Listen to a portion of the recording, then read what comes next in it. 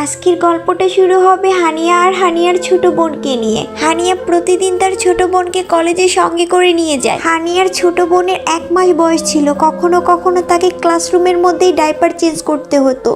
এর জন্য হানিয়ার ক্লাসমেটরা হানিয়াকে অনেক কথা শোনাতো তার ছোট বোনকে নিয়ে, কিন্তু কেউ এটা জানে না কেন হানিয়া তার ছোট বোনকে তার সঙ্গে করে নিয়ে আসে। হানিয়া এই শহরের সবচেয়ে বড় বিশ্ববিদ্যালয়ে চান্স পেয়ে যায়। এরপর যখনই তার বাবা মাকে খবরটি দিতে যায়, বাসায় ফিরে হ্যানা শুনতে পায় তার বাবা মা আর তার বড় বোন দুর্ঘটনায় মারা গিয়েছে। এই খবরটি পরপর হ্যানা ভেঙে পড়ে, কারণ তার 1 মাসের ছোট একটি বোনও আছে। সে তাকে নিয়ে এখন কি করবে? তাই হানিয়া কলেজে যাওয়ার সময় তার ছোট বোনকে তার সঙ্গে করে নিয়ে যায়। কখনো কখনো হানিয়া তার ছোট বোনকে নিয়ে বাহিরে দাঁড়িয়েও ক্লাস করত।